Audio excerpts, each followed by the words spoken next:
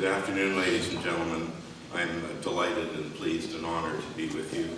Thank you, Deborah, for the kind invitation, and thank you to Jonathan for suggesting that we might tell the story of Canada's unusual Victoria High School Great War project.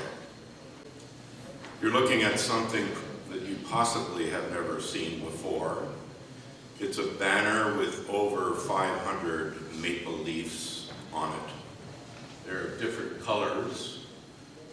It's not perhaps easy to see the distinctive nature of these colors from this distance, but right at the top are the stars of the masters or teachers of Victoria High School who went to war 1914, 1918, and the three in the middle that are in the red are the ones that did not come home. Now on the great field you will see in blue the maple leaves of 500 plus students, male and female. There were 7 nursing students who were either at the school at that time during the war or were otherwise connected to the school before this time. And you will see that in the middle, in red, are those that did not come home. They're surrounded by the blue that did come home. This banner, which is hanging from the top floor of the high school, just incidentally just below where the rifle range and interior drill hall is under the roof of the school, because that existed. When you have a rainy climate like we sometimes do in Victoria, you need a dry place to drill.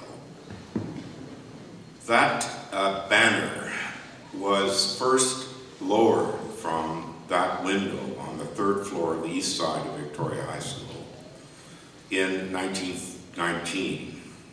And out in the forecourt below the banner was a vast parade of students in assorted arrangements to honor the memory of those who had either served or who did not come home.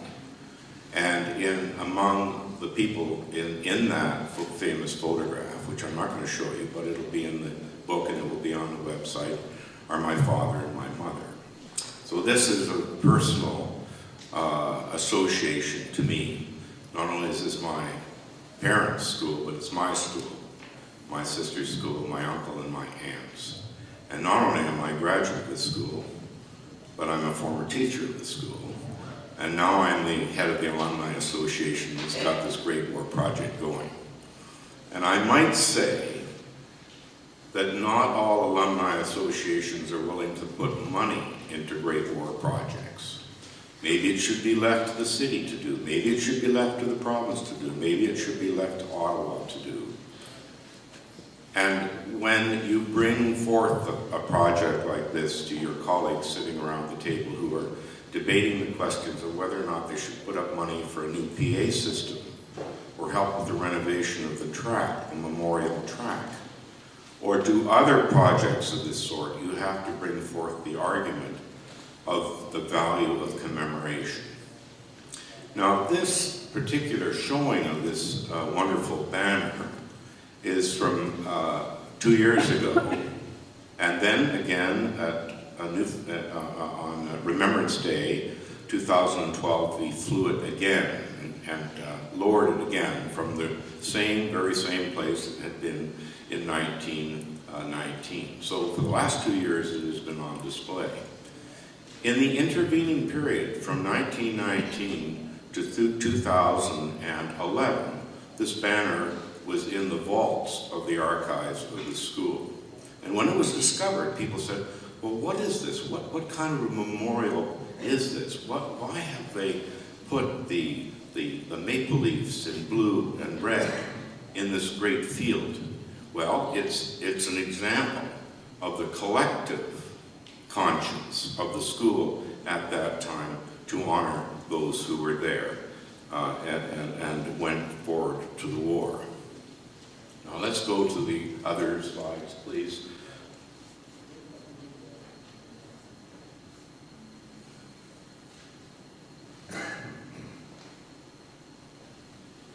This is a story then of how the school's Alumni Association and Archives are commemorating the First World War.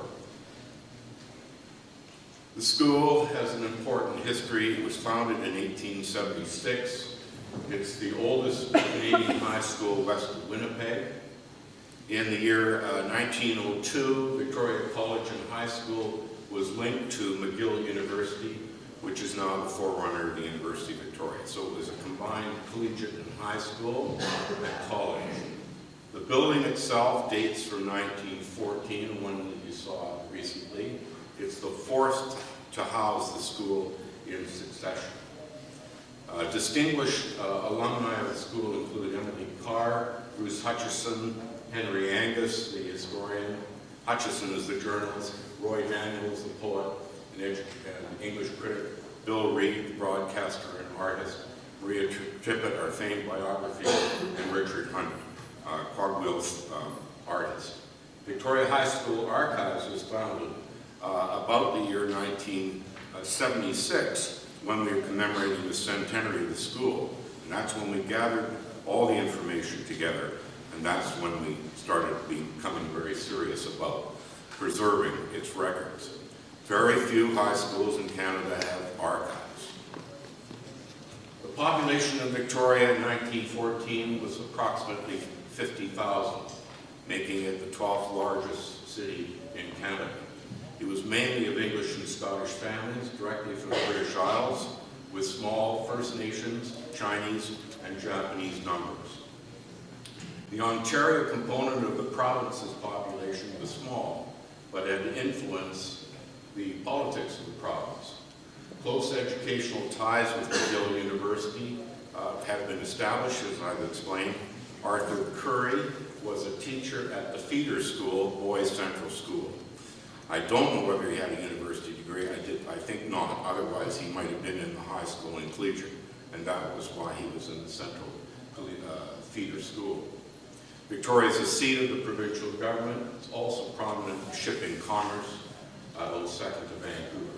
The Panama Canal was opened in 1914, extremely significant in the evolution of the province.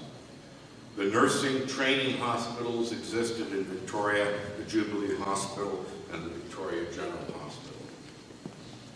The statistical record, the school's roll of honor, that is, those connected to the school in one way or another, lists 8 masters or teachers, 500 students, and in the second category, 9 nursing sisters.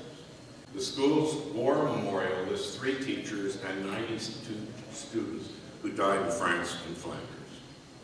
As a student there, I recall the photos of all of the fallen that were mounted individually in a long row in the main hallway, a seemingly limitless row from the east to the west side of the school. The school's secretary's hands were used as the model for the teacher's sculptor, Mr. Earl Clark, who designed the famed War Memorial. Imperial images were in our classrooms, notably one of dreadnoughts in line ahead, with Tennyson's "One life, one flag, one fleet, one throne," aptly displayed in the grade 11 classroom. I think that inspired me to be a naval historian, perhaps. And a group of 7 paintings were just only becoming introduced in the school in the 1950s. But Remembrance Days observances were always solemn, and the memorial poppy that became the hallmark of the school's auditorium became one of lasting memory. It was designed by Mr. Clark as well.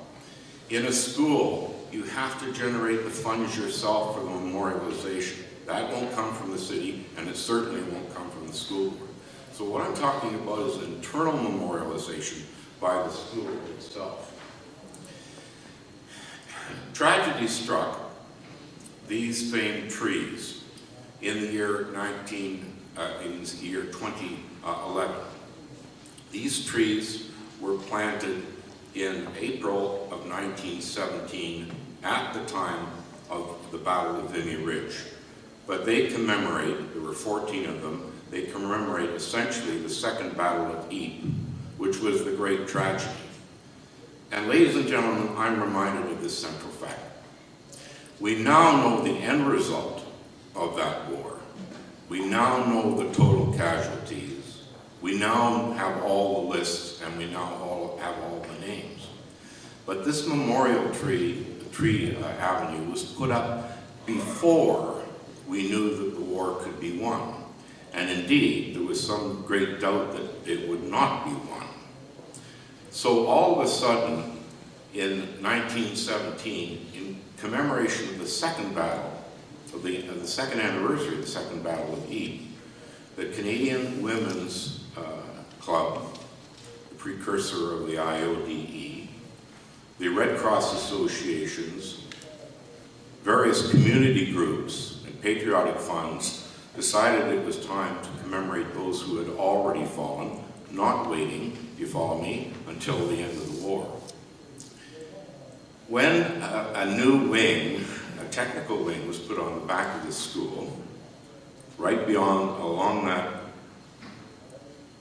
road there, the Bright Sparks and the school board decided to bring in the landscape architects, and I think you can imagine what I'm going to tell you next.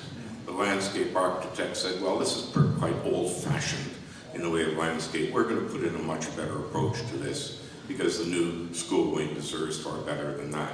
So those trees were destroyed.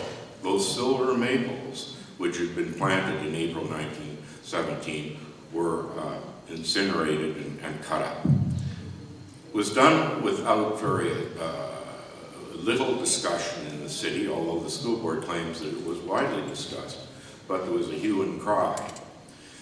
I felt, to some degree, personally responsible for this as the resident historian in Victoria and personally connected with the school. I'd always thought if we had some sort of memorial plaque that would be a remembrance, a reminder of these trees, that maybe they would be saved. But I took something for granted in that, ladies and gentlemen. I didn't think that the school board landscaping types would be so foolish as to do this. I was wrong. But out of this was born the Great War Memorial Project, because I determined on that point in time that we were never going to let that happen again. The next year following then, we had a new avenue of trees planted. We had a beautiful new approach to the school. We're going to get back to this in a minute. I'm going to skip over this. Sorry. We're going to skip over to it now. We decided we would commemorate the new trees with a marker, with a plaque. And in April of 1917, another great tree had been planted. This was to the death of Earl Kitchener, who had died in the previous year in 1916. The imperial links of Victoria to the Boer War, and even into earlier campaigns in Africa that Kitchener had been responsible and engaged in, was sufficient for them to memorialize that tree on that occasion as well. And that tree, that great oak, still stands. So here we are, we're opening unveiling the new plaque. And to commemorate the mentality, the thoughts, and the requirements of that age, this is the caption which was written. For king and country, lest we forget with the years, trees of remembrance were first planted here in April 1917 to honor students and teachers of Victoria High School who paid the ultimate sacrifice in World War I. New planting and rededication, November 2011. That is right on the school building now, and they're not going to be able to haul it away. Here's the Kitchener Memorial Oak. School crest in the middle, 1917. This tree commemorates the life of the British Empire's famous soldier, Field Marshal Earl Kitchener, cartoon Secretary of State for War, who died while on service 5 June 1916, planted and dedicated 20 April 1917.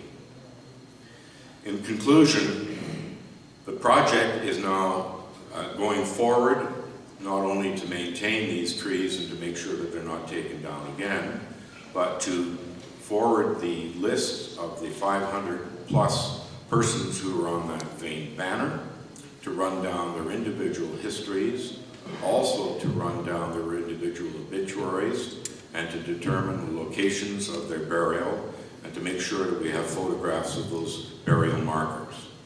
They are scattered to the winds, as you can imagine, but collectively it's a very important story. In addition to this, because the digital website of the project will be available worldwide, in addition to that, there's going to be a commemorative book which will be published in August of 1914 to recount the school's history, to recount some of the notable achievements of various persons who were in the Canadian Expeditionary Force, also in the Royal Flying Corps, also in the Naval Services, because it's naturally a tri-service activity, being Victoria. And we're tying it in naturally and hopefully with other projects that exist in Canada.